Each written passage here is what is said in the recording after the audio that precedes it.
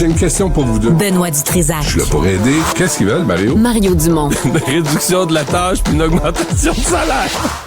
Ben, c'est cave. C'est des crapules. C'est cave dire ça. Ils ont tellement tout. Non, ils ont déjà eu plus. La rencontre Dutrisac-Dumont. Fais un petit effort fort. Bonjour Benoît, bon vendredi.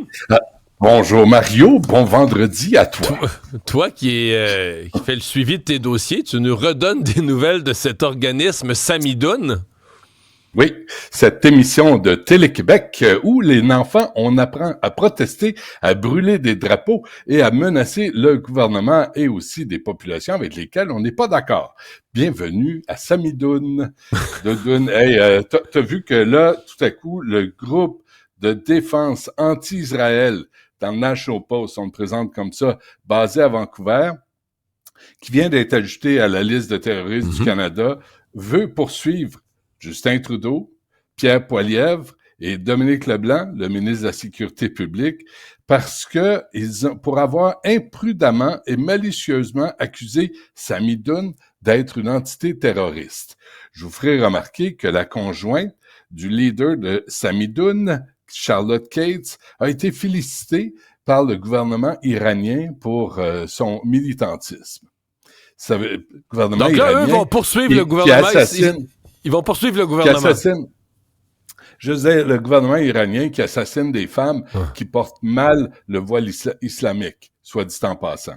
Ouais, ils sont tellement baveux, tellement arrogants, ils ont tellement pas peur du gouvernement Trudeau, de ce gouvernement de chiffres molles, de mollassons, de peureux, qu'ils disent « Ah ouais, tu veux nous provoquer, on va te poursuivre. » C'est d'une arrogance extraordinaire, extraordinaire. Écoute, la femme, là, Charlotte Cates, là, il n'y a pas eu d'accusation, c'est ça le problème. Il y a une enquête sur elle depuis des mois sur les discours haineux. Mais souvenons-nous, Mario, que le gouvernement Trudeau est tellement peureux qu'il n'a jamais changé cette exemption à propos des discours haineux en public, parce que si c'est fait dans un contexte religieux, c'est acceptable. Ben voilà, Trudeau a couru après, puis maintenant on le menace de poursuite devant les tribunaux. C'est quand même extraordinaire, là. C'est quand même d'une arrogance hallucinante. Bataille au couteau hier au quartier Saint-Michel, à l'école de John Kennedy. Bataille au couteau, 4 jeunes, des blessés. Ça se passe dans une cour d'école. Tu sais, c'est pas nouveau que ça se tiraille dans les cours d'école, mais maintenant, c'est au couteau. C'est pas nouveau que ça se tiraille à John F. Kennedy. Mario, en 2021, souviens-toi, le prof en arts visuels qui a été poignardé dans sa classe, c'est à John F. Kennedy. En 2023, des coups de feu à proximité de quoi? De où? John F. Kennedy. Qu'est-ce qui se passe à John F. Kennedy? Il y a un prof qui a été interviewé, puis il dit que, comment il dit ça?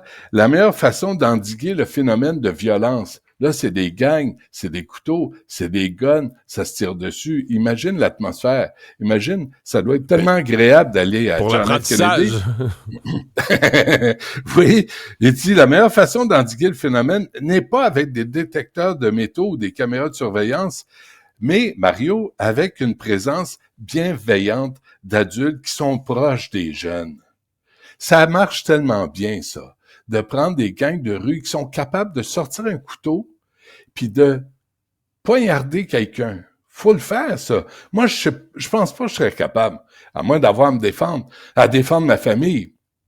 Mais quand t'es là parce que tu te chicanes et tu sors un couteau... Déjà, Benoît, quand tu traînes un couteau à l'école, là, moi, tu vas peut-être trouver que je suis niaiseux, mais j'ai fait tout mon parcours scolaire, là, de la maternelle à l'université. Ouais. J'ai jamais traîné de couteau à l'école dans mes bas ou dans mes bottes ou dans mon veston ou dans ma veste. Mais moi non plus, mais je pense que le contexte est différent. Et là, aujourd'hui, je pense que t'as des bons jeunes, t'as des bons ados qui se promènent aussi avec des couteaux pour se défendre. Parce qu'ils ont peur. Ah, c'est fou. Hein. Parce qu'ils ont peur.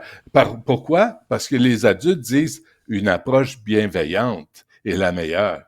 Ben non, je suis désolé. Oui, une approche bienveillante avec ceux qui raisonnent, ceux qui sont capables de négocier, capables de parler. C'est vrai qu'on a tous des moments difficiles dans la vie, surtout à l'adolescence.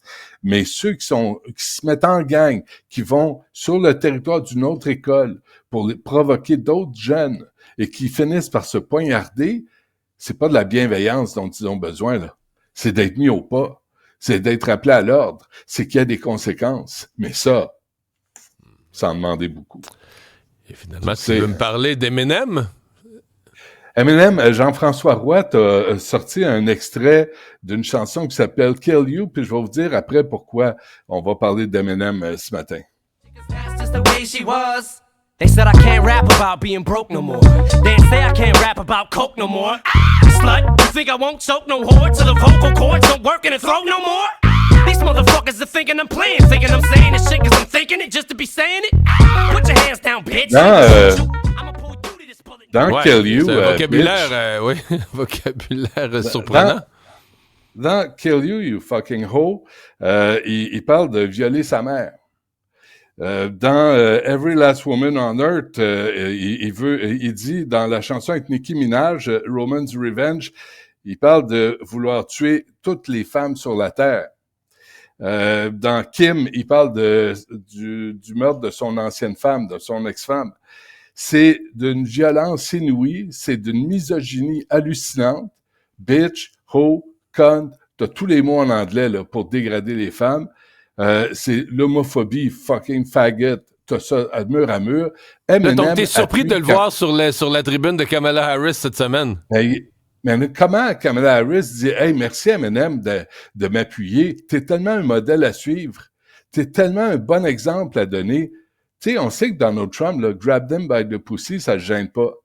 Mais Kamala Harris accepte d'être appuyée par Eminem, qui n'a jamais cessé tu sais, il proposait de frapper Lana Del Rey d'en face 2 fois, comme Ray Rice. Tu te souviens de la vidéo de Ray Rice, le joueur de football, qui tabassait une femme, ça a été filmé par une caméra de surveillance. Dans un hôtel, ouais.